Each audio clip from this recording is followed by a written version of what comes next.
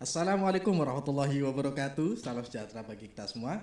Senang rasanya pada kesempatan hari ini saya Muhammad Furqon bisa kembali membersamai sahabat Bawaslu dalam acara Kopi Bangga, kajian opini Bawaslu Kabupaten Purbalingga.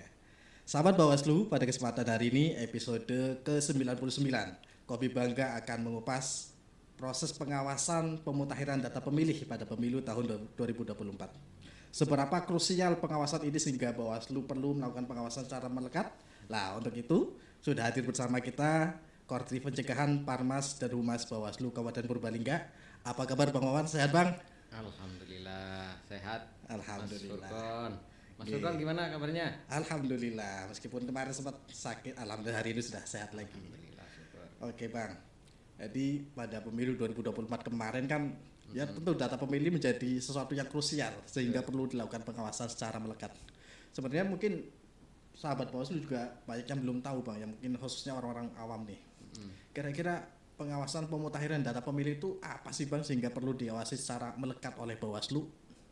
Ya, jadi pemutakhiran data pemilih itu adalah proses di mana kita mengumpulkan orang-orang yang di situ sudah boleh menggunakan hak pilihnya ya, kan ada beberapa kriteria terkait dengan daftar pemilih ini. Ya, khususnya di situ yang sudah 17 tahun ke atas. Atau mungkin ada yang belum 17 tahun tapi kondisi itu sudah menikah ataupun sudah pernah menikah, ya, atau mereka-mereka yang menikah di bawah umur. Kalau di Jawa khususnya itu di Purbalingga itu kadang masih ada saja orang-orang yang menikah usianya di bawah 17 tahun. Gitu. Jadi itulah yang diproses untuk menjadi daftar pemilih. Selain itu juga ada mungkin orang-orang yang berada di daerah pinggiran atau orang-orang marginal ya, yang di daerah pelosok yang biasa tidak terjamah oleh pemerintah begitu. Nah, semua warga negara Indonesia yang sudah memenuhi kriteria-kriteria itu bisa nanti masuk ke dalam daftar pemilih untuk menyuarakan atau memberikan aspirasinya 5 tahun sekali di dalam pemilu atau pemilihan umum, di mana mereka nanti akan menyalurkan suara mereka lewat anggota DPR ya, atau yang biasa kita namakan dengan wakil rakyat. Ya. Okay. Jadi pentingnya di situ. Jadi 5 tahun sekali. 5 tahun sekali ya. Orang-orang ini atau orang-orang yang sudah memiliki hak pilih ini bisa menyalurkan aspirasinya lewat perwakilan mereka di DPR, baik DPRD kabupaten kota, DPRD provinsi ataupun DPRD RI. Iya. Mungkin kebanyakan masyarakat kan taunya ketika hari H dapat undangan untuk hadir mencoblos, taunya itu aja. Ternyata prosesnya di awal seperti ini sahabat. Jadi sahabat Bawaslu, nanti ketika pemilu mendatang ada petugas yang datang dalam rangka pemutakhiran data pemilih ya. Ini yang kita maksud pada hari ini begitu ya. Oke. Begini Bang, kan berbicara pengawasan pemutakhiran data pemilih, tentu ini berkaitan dengan kewenangan. Betul. Mungkin landasan hukumnya apa sih Bang sehingga ini Bawaslu perlu melakukan pengawasan ini begitu? Ya, tentunya amanat itu atau tugas itu berdasarkan dari amanat undang-undang. Ya, babonnya itu ada di Undang-Undang 7 tahun 2017. Kemudian ada lagi di Perbawaslu, kalau kita pakai kan Perbawaslu nomor 20 tahun 2018 yang waktu itu kita gunakan sebagai landasan hukum untuk mengawasi jalannya pemilu. Dan yang lebih spesifik lagi itu ada Perbawaslu nomor 4 tahun 2023 yang di dalamnya mengatur terkait dengan pengawasan pemutakhiran data pemilih. Itu yang lebih spesifik ya, mengatur terkait dengan pengawasan ya, teknis pengawasan pemutakhiran data pemilih. Selain itu juga ada PKPU nomor 3 tahun 2024 itu yang digunakan oleh lembaga Komisi Pemilihan Umum yang secara teknis di dalamnya mengatur terkait dengan bagaimana sih teknis terkait dengan pemutakhiran data pemilih. Nah, kita mengawasinya itu apakah KPU sesuai dengan undang-undang yang saat itu digunakan, gitu. Apakah sesuai dengan PKPU nomor 3 tahun 2022 sehingga nanti data pemilih yang disajikan atau yang terhimpun menjadi DPT itu betul-betul akurat. Ya, semua orang yang sesuai dengan kriteria, sesuai dengan baik itu Undang-Undang 7 maupun PKPU nomor 3 tahun 2022 itu sesuai, semuanya masuk. Tidak ada orang yang tidak masuk di dalam DPT atau daftar pemilih tetap nantinya. Gitu. Tentu dengan catatan selama masyarakat tersebut telah memenuhi sebagai ketentuan ya, ketentuan sebagai calon pemilih. Tadi Bang Wan juga ternyata sudah menjelaskan nih, kalau sahabat Bawaslu tadi menyimak, ternyata proses pengawasan yang dilakukan oleh Bawaslu itu mendasari ketentuan Perbawaslu nomor 4 tahun 2023. Nah, jadi dalam pengawasan itu jajaran pengawas pemilu memastikan apakah pelaksana atau bahasanya dulu pantarli ketika melakukan coklit itu sudah sesuai dengan prosedur yang ditetapkan dalam PKPU atau enggak, ada seterusnya begitu. Oke Bang, ini kan tahapannya kalau dari pengalaman yang lalu ternyata kan cukup panjang juga Bang. Iya, ini merupakan tahapan yang paling panjang. Paling panjang selama pemilu ya. Jadi mulai dari awal itu, dari tahapan awal itu kan setelah pendaftaran peserta pemilu, partai politik peserta pemilu, kemudian kan dilanjutkan dengan pemutakhiran data pemilih. Nah, pemutakhiran data pemilih ini lanjut nanti sampai dengan hari H-3, bahkan sampai hari H pemungutan suara itu data pemilih itu masih kita awasi ya. Karena data pemilih itu betul-betul data yang sangat dinamis. Kita harus menambahkan, kita harus mengawasi orang-orang yang sudah tidak memenuhi syarat menjadi orang yang terdaftar sebagai daftar pemilih ya, yang itu harus nanti betul-betul tidak menggunakan hak pilihnya begitu. Jadi ini tahapan yang sangat panjang sebetulnya di dalam proses penyelenggaraan pemilu ataupun pilkada. Berarti meskipun sudah ditetapkan menjadi daftar pemilih tetap pun ternyata setelah itu pasca itu masih ada pengawasan. Iya, masih ada pengawasan, betul. Oke Bang, berarti kan karena tahapannya panjang mungkin ada tahapan-tahapannya Bang. Selama pemutakhiran data pemilih ini tahapannya apa aja sih sehingga begitu panjang begitu Bang? Iya, jadi begini. Kalau di awal, di awal itu kita dapat KPU ya, KPU itu dapat data dari Kemendagri, di mana di situ data tersebut merupakan data akumulasi dari pemilu sebelumnya, kemudian ditambahkan data-data dari Dinas Kependudukan dan Pencatatan Sipil yang akhirnya nanti kita verifikasi di lapangan, apakah data itu sesuai dengan yang ada di lapangan, ya kita pastikan sesuai dengan fakta. Nah, pengawasan di lapangan ini bukan hanya mengawasi tentang catatan-catatan itu saja, catatan yang ada yang diberikan oleh Kemendagri yang nantinya disebut dengan DP4. Iya, DP4 itu. Nah, kemudian dari DP4 itu nanti diturunkan ke KPU ya. KPU kabupaten kota, KPU dari KPU provinsi, kemudian KPU kabupaten kota, kemudian nanti dikelompokkan, dibagi per desa, bahkan sudah ada nanti akan ada pemetaan TPS. Ya, pemetaan TPS. Kalau tidak salah, waktu itu di pemilu 2024 satu TPS itu maksimal 600.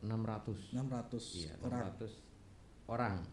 Bukan 600, malah 400 atau berapa itu. Saya lupa itu. Mungkin itu jumlah maksimal per TPS kali ya. Jumlah maksimalnya segitu. Nah, kemudian di dalam pemutakhiran data pemilih itu kita bukan hanya mengawasi data saja, tapi kita juga mengawasi tata cara dan prosedur. Ya, tata cara dan prosedur. Bagaimana pantarlih atau petugas pemutakhiran data pemilih itu melaksanakan tugasnya. Jadi petugas pemutakhiran data pemilih itu harus datang ke rumah-rumah, datang ke setiap pintu, ya, tidak hanya bekerja dari bawah meja istilahnya. Jadi yang digali adalah benar-benar data faktual gitu ya? Iya, data faktual. Apakah misalkan dari contohnya begini, kalau misalkan di catatan keluarganya Mas Furkon itu ada 5 anggota keluarga, namun yang sudah masuk menjadi sudah layak menjadi daftar pemilih itu baru 2 orang, maka itu yang harus dipastikan masuk itu 2 orang. Ya. Nah, namun kemudian apabila di situ kok sudah ada yang TMS itu bisa meninggal dunia, kemudian sudah pindah domisili atau sudah beralih status menjadi TNI Polri, itu harus dihapus, harus dihapus dari daftar pemilih karena mereka termasuk orang-orang yang sudah tidak memenuhi syarat menjadi daftar pemilih. Nah, di dalam proses pemutakhiran data pemilih ini ya ada beberapa tahapan. Ya, ada sekitar 5 tahapan ya di situ. Tentunya di dalamnya juga ada sub-sub tahapannya. Nah, di dalam tahapan itu pertama adalah pencocokan dan penelitian atau coklit. Coklit itu yang dilaksanakan oleh petugas pantarlih untuk memverifikasi secara faktual bahwa masyarakat yang tercatat di dalam DP4 itu adalah orang-orang yang betul-betul warga sekitar, betul-betul ada orangnya, nyata, sesuai dengan identitas yang dimiliki oleh orang tersebut. Nah, kemudian setelah dicoklit itu kan data hasil verifikasi dikumpulkan. Nah, itu nanti dinamakan daftar pemilih hasil pemutakhiran, atau DPHP. Ya, daftar pemilih hasil pemutakhiran. Nah, nanti dari sekian ribu, dari sekian juta orang, dari sekian juta orang itu nanti menyusut, karena ada dinamis di situ. Ada yang TMS, ada yang MS atau pemilih baru. Iya, yang pada tanggal misalkan 14 Februari ya kemarin ya. Tanggal 14 Februari itu sudah 17 tahun. Nah, itu sudah bisa masuk. Nah, maka ditambahkan pada saat coklit ya, dikira-kira ini yang nanti berarti kalau di 14 Februari 2024 itu 17 tahun ke belakang, ditarik 17 tahun ke belakang. Kalau yang sebelum 14 Februari tahun belakangnya itu berarti sudah bisa masuk sampai dengan tanggal 14 Februari itu sudah bisa masuk menjadi calon pemilih. Iya. Nah, setelah dikumpulkan itu nanti menjadi daftar pemilih hasil pemutakhiran. Nah, itu nanti diolah lagi, kemudian setelah diplenokan itu menjadi DPS, atau daftar pemilih sementara. Ya, daftar pemilih sementara. Nanti prosesnya setelah DPHP itu, kemudian diplenokan menjadi DPS, diplenokan oleh KPU. Nah, di dalam proses menjadikan DPS itu pun kita harus mengawasi, ya, apakah orang-orang yang sudah masuk ke dalam daftar pemilih itu sudah betul-betul ada di dalam daftar pemilih hasil pemutakhiran. Apabila ada yang sudah memenuhi syarat menjadi daftar pemilih namun belum masuk, maka kita berikan saran perbaikan. Ya, jadi teman-teman di tingkat kecamatan itu dulu sering sekali memberikan saran perbaikan atau sarper kepada KPU lewat PPK. Iya, di mana di dalamnya itu menyarankan bahwa ada loh ini teman-teman yang sudah memenuhi syarat menjadi pemilih tapi belum masuk, atau mungkin ada loh ini orang-orang yang sudah tidak memenuhi syarat menjadi daftar pemilih tapi masih ada di dalam daftar pemilih hasil pemutakhiran. Nah, maka itu nanti diolah lagi, kemudian setelah selesai diplenokan menjadi DPS, begitu. Nah, di DPS pun nanti setelah pleno kemudian kita cermati lagi di lapangan, ada orang yang TMS atau tidak memenuhi syarat, itu kan kriterianya banyak, meninggal dunia, pindah domisili, alih status TNI Polri, kemudian hak pilihnya dicabut oleh negara dan sebagainya itu kemudian nanti kita sarankan lagi sampai dengan jadwal di KPU itu menunjukkan jadwal untuk menetapkan daftar pemilih menjadi daftar pemilih tetap. Iya, jadi ada berbagai tahapan. Ada coklit, ya, yang pertama tahapan coklit, kemudian daftar pemilih hasil pemutahiran atau DPHP, kemudian daftar DPS, pemilih sementara, dan kemudian setelah daftar pemilih sementara tadi ada pemutakhiran lagi, ya, daftar pemilih sementara hasil perbaikan, kemudian setelah daftar pemilih sementara hasil perbaikan nanti ditetapkan menjadi DPT. Jadi itu prosesnya panjang sekali. Iya. Menjadi DPT pun nanti masih ada itu. Jadi kita setelah menjadi DPT kita punya catatan-catatan nih. Oh, ini setelah ada DPT, nah, kan berapa bulan kemudian kan baru digunakan di hari H. Nah, itu prosesnya bagaimana, Bang? Setelah jadi DPT. Setelah menjadi DPT itu kita tetap mengawasi. Kita tetap mengawasi di lapangan sesuai dengan fakta lapangan, apakah ada orang yang meninggal, ya, apakah ada orang yang belum masuk, ya, apakah ada orang yang namanya tidak sesuai dengan identitasnya, antara DPT dengan identitas kadang itu tidak sama, atau biasa kita namakan data anomali, ya.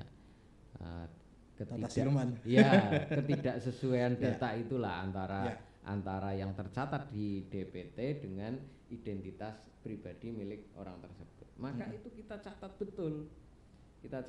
Jangan sampai nanti orang-orang yang sudah memenuhi syarat menjadi daftar pemilih atau sudah tercatat di dalam daftar pemilih itu tidak bisa menggunakan hak pilihnya. Atau mungkin atau mungkin orang-orang yang sudah tidak memenuhi syarat, ya, meninggal dunia, pindah domisili, alih status dan sebagainya itu nanti kok menggunakan hak pilihnya. Maka itu kita buat catatan-catatan. Nah, kita sampaikan ke teman-teman di lapangan, tolong nanti ini betul-betul dijaga, betul-betul di cross check apakah dia menggunakan hak pilihnya atau tidak, seperti itu. Nah, itu pun dengan berbagai macam kesibukan karena tahapannya kan bertumpuk, beririsan dengan tahapan lain, begitu. Oke, Bang, berbicara tahapan tadi kan sudah dijelaskan, ternyata cukup panjang gitu sampai dengan hari H gitu. Nah, kira-kira ada kendala nggak sih masing-masing tahapan ini, atau mungkin ada kerawanan masing-masing pertahapan begitu, Bang? Iya. Tentunya ada ya. Ada ya? Ada, banyak sekali kerawanan. Walaupun kita sudah sekuat tenaga menjaga daftar pemilih ini tetap ada kerawanan. Misalkan kerawanan-kerawanan ini biasa terjadi di masyarakat marginal, kemudian pemilih pemula, kemudian masyarakat yang berada di pelosok-pelosok dengan kondisi geografis yang sulit untuk kita jangkau begitu. Nah, misalkan begini, kalau misalkan ada orang yang hidupnya itu di daerah pinggiran pelosok perbatasan dengan kabupaten lain misalkan, itu harus betul-betul kita cross check. Atau mungkin ada orang yang disabilitas, disabilitas itu biasanya ada yang tidak tercatat juga. Nah, itu harus betul-betul kita kawal itu. Itu langkah Bawaslu untuk bisa mengecek itu bagaimana caranya, Bang? Ya, kalau di Bawaslu itu dulu kita ada yang namanya patroli kawal hak pilih. Patroli kawal hak pilih. Ya. Apa itu, Bang? Patroli kawal hak pilih. Jadi itu adalah program di mana Bawaslu itu bersama dengan teman-teman Panwas kecamatan, teman-teman ad hoc dan Panwas desa itu berkeliling, berkeliling bersinergi dengan masyarakat ya. Kalau misalkan PKD kan bisa, kalau yang paling ujung ini kan PKD PKD itu setelah keluar daftar pemilih tetap, kita instruksikan untuk bisa berkoordinasi dengan RT, RW, kemudian tokoh agama, kemudian tokoh masyarakat, pemerintah desa, ya, untuk mengecek ya apakah orang-orang yang ada di sekitar mereka itu sudah tercatat semua di dalam daftar pemilih itu. Apabila ada yang belum, maka juga itu kita jadikan catatan khusus. Ya, nanti kita sampaikan ke KPU begitu. Jadi patroli kawal hak pilih ini merupakan suatu program yang bisa dianggap sangat menjaga daftar pemilih. Daftar pemilih. Iya, daftar pemilih itu kita kawal betul itu. Ya. Karena memang dari pemilu ke pemilu, daftar pemilih ini selalu menjadi pokok aduan dari para peserta pemilu yang dinyatakan kalah, kemudian istilahnya melakukan keberatan ya. Kemudian sengketa hasil ke MK, selalu pokok yang diadukan adalah daftar pemilih ini. Gitu. Ya, ternyata prosesnya sudah sebegitu panjang, jelimet, ternyata pun sampai hari H masih terjadi yang namanya data masih tidak sinkron dan sebagainya begitu ya. Betul. Iya, banyak juga pemungutan suara ulang yang disebabkan karena yang paling banyak kasusnya ya karena daftar pemilih itu. Iya, ada orang yang tidak berhak memilih di daerah A misalkan, tapi dia menggunakan hak pilihnya di daerah A. Nah, harusnya dia menggunakan hak pilihnya di daerah B, tapi dia menggunakan hak pilihnya di daerah A, maka daerah A itu harus PSU. Terjadi nggak Bang di Purbalingga kemarin itu? Kalau di Purbalingga itu terjadi itu. Mungkin bisa kronologinya bagaimana itu Bang bisa terjadi di Purbalingga gitu? Ya, jadi ada warga bukan warga provinsi Jawa Tengah ya, tapi memang dia lahirnya di Jawa Tengah, besar di Jawa Tengah, lahir di Purbalingga, besar di Purbalingga, kemudian merantau, kemudian pindah domisili. Ya, sudah pindah domisili. Nah, kemudian saat hari H itu, karena warga sekitar itu menganggap itu betul orang situ, ya, sehingga dia menggunakan hak pilihnya di sini begitu. Nah, akhirnya terjadilah pemungutan suara ulang itu.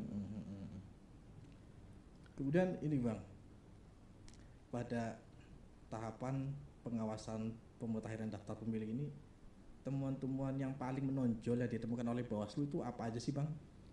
Ya, jadi Ya banyak ya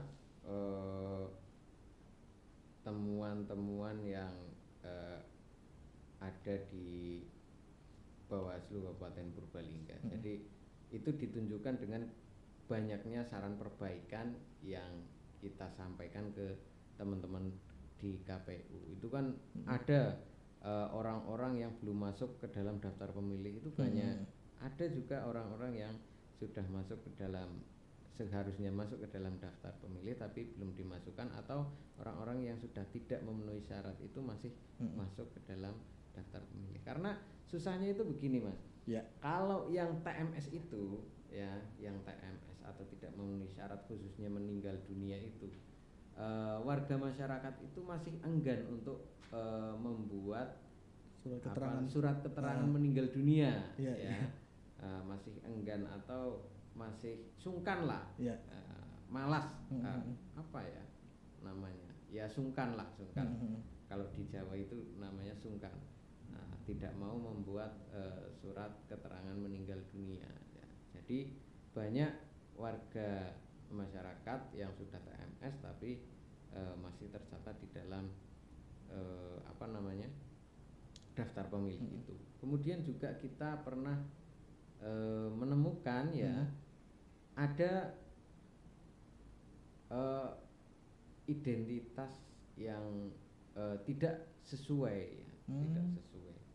Jadi di data kependudukan itu sudah berusia 17 tahun, namun secara faktualnya di lapangan itu usianya, orangnya itu belum berusia 17 tahun. Iya. Ada kesalahan penulisan di dalam dokumen kependudukannya. Nah, karena itu data dari Kemendagri, itu kan sesuai dengan data yang dikirimkan ke Kemendagri. Maka tugasnya teman-teman Pantarlih sejatinya adalah memastikan apakah betul warga tersebut memang sudah memenuhi syarat menjadi anggota daftar pemilih atau belum. Jadi itu temuan-temuannya. Ya.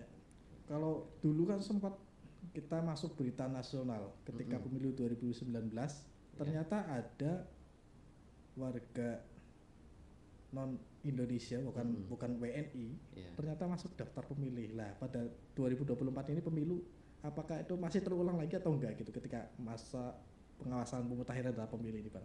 Ya, tentunya itu juga menjadi perhatian kita pada saat proses identifikasi kerawanan pelanggaran ya, atau IKP. Jadi kasus-kasus terdahulu itu menjadi catatan, dan kita tentunya buka lagi. Oh, ternyata di Purbalingga dulu ada warga masyarakat yang bukan warga negara Indonesia tapi masuk ya. Jadi kita buka lagi itu catatannya, kita pastikan orang-orang tersebut atau daftar tersebut itu tidak masuk lagi ke dalam daftar pemilih di Kabupaten Purbalingga. Tentunya di tahun 2024 ini ya alhamdulillah sudah tidak ada lagi warga negara asing yang menjadi atau masuk ke dalam daftar pemilih. Begitu. Oh ya, kemarin kan ketika pemilu 2024 sempat juga ya ada beberapa masyarakat yang datang ke kantor Bawaslu itu ingin melaporkan adanya temuan daftar pemilih yang ganda hingga ribuan gitu. Mungkin bagaimana sih infonya kok bisa terjadi gitu hingga ribuan? Apakah itu benar-benar terjadi atau bagaimana sehingga itu terjadi gitu? Ya, itu sebetulnya itu kan daftar pemilih sementara ya, daftar pemilih sementara yang belum dimutakhirkan lagi. Memang kita tidak bisa mengecek karena keterbatasan dari Bawaslu itu kan dulu tidak bisa mengakses yang namanya Sidalih ya, atau sistem informasi data pemilih yang dimiliki oleh KPU. Nah, di situ kekurangannya itu sehingga kita tidak bisa mengecek apakah si A ganda dengan daerah kabupaten lain. Tapi kalau di Purbalingga kegandaannya itu bisa langsung kita ketahui. Nah, tentunya data-data ganda yang dilaporkan oleh teman-teman masyarakat ke Kabupaten Purbalingga itu juga sudah kita cross check ulang, ya, dan ternyata memang ada data yang masuk ke Purbalingga, namun setelah di cross check ternyata itu memang betul ada orangnya, namanya sama, ya, cuma NIK-nya berbeda. Iya, dan betul. Di desa yang berbeda juga, di kecamatan yang berbeda juga. Iya, benar. Iya. Ya, masuk akal sih Bang ya. Iya. Nama saya yang tidak pasaran pun ternyata ketika dicari di Purbalingga ternyata banyak juga. Banyak juga, iya. Karena sama. Data tersebut itu kan tidak menampilkan NIK, ya. Iya. Tidak menampilkan NIK. Sehingga ketika kita cari dengan aplikasi di komputer itu lewat apa namanya teknologi itu sangat mudah. Oh, nama Wawan aja kan banyak sekali di Purbalingga, nama Furkon, apalagi dulu yang orang-orang tua itu kan namanya yang sering sama kan, dan hanya terdiri dari satu saja, apa namanya, satu suku kata itu. Iya, satu suku kata itu. Misalkan siapalah namanya gitu kan, biasanya hanya itu saja tanpa ada nama tambahan. Misalkan Agus, Bejo dan seterusnya, nah, iya, nama-nama yang banyak kita temui di masyarakat gitu ya. Betul. Jadi yang terjadi itu memang masyarakat mungkin menemukannya adalah nama ganda karena berdasarkan pencarian nama gitu ya. Namun ketika di cross check di lapangan, setelah diteliti ternyata memang namanya sama, NIK-nya berbeda, dan itu semua ada di lapangan gitu ya. Iya, betul. Jadi seperti itu, tapi kita senang ketika ada masyarakat yang kritis seperti itu. Artinya mereka peduli begitu. Ya, berarti mereka peduli dengan adanya daftar pemilih pada saat pemilu ataupun pilkada begitu. Kemudian hal-hal yang bisa dilakukan oleh masyarakat secara luas, Bang, pada masa tahapan pemutahiran data pemilih ini sebagai masyarakat untuk bisa menjadi pengawas partisipatif apa sih, Bang? Ya, kalau dulu di masa tahapan pemilu serentak tahun 2024, Bawaslu juga sering mengadakan sosialisasi pengawasan partisipatif, yang mana kita menyasar kepada pemilih pemula, kemudian masyarakat marginal, kemudian masyarakat yang berada di daerah pinggiran, ya, yang sulit dijangkau karena akses geografisnya. Itu juga sering kita laksanakan di sana. Nah, pesan-pesan yang kita sampaikan kepada masyarakat pada saat itu, ya mari kita bersama-sama mengecek apakah kita sudah masuk ke dalam daftar pemilih atau belum. Begitu kan, dulu ada aplikasi untuk mengecek apakah kita sudah masuk terdaftar atau belum sebagai daftar pemilih atau belum, sudah terdaftar atau belum. Nah, itu malah lebih gencar Bawaslu untuk mensosialisasikan aplikasinya KPU itu. Nah, selain itu juga kita menyampaikan kepada masyarakat apakah warga di sekitarnya sudah masuk atau belum. Apabila belum masuk ataupun sudah TMS, bisa melaporkan ke Bawaslu, baik itu pengawas pemilu atau teman-teman ad hoc ya di Panwaslu Cam ataupun Panwaslu Kelurahan Desa, itu mereka bisa melaporkan ke sana. Atau juga bisa, dulu kita ada kontak center, ya, kontak center Bawaslu, yang mana masyarakat bisa langsung mengakses itu, ya, memberikan laporan atau masukan kepada Bawaslu bahwa ada orang-orang yang belum masuk ke dalam daftar pemilih. Selain itu juga kita selalu berkoordinasi dengan masyarakat, dengan pemerintah desa, Nah, itu sebagai bentuk komitmen Bawaslu untuk menjaga keutuhan dan keakuratan daftar pemilih ya pada saat itu. Oke sahabat Bawaslu, tak terasa kita sudah di penghujung pembahasan. Nah, bagi sahabat Bawaslu tadi kan sudah jelas ya, sudah menyimak dari awal. Ternyata proses pemutakhiran data pemilih itu begitu panjang dan itu memerlukan sahabat Bawaslu sebagai masyarakat untuk berpartisipasi sebagai pemilih pemungut. Oke. Mungkin sebelum ditutup Bang, mungkin ada semacam closing statement dari Bang Wawan terkait dengan pengawasan pemutakhiran data pemilih ini Bang. Ya, tentunya untuk pemutakhiran data pemilih kita berpesan kepada seluruh masyarakat, mengajak seluruh masyarakat khususnya di wilayah Kabupaten Purbalingga apabila nanti dilaksanakan kembali pemilihan umum di tahun-tahun selanjutnya, mari kita menyadarkan diri kita untuk mengecek ya, apakah kita sudah terdaftar atau belum, kemudian juga mengajak lingkungan sekitar ya,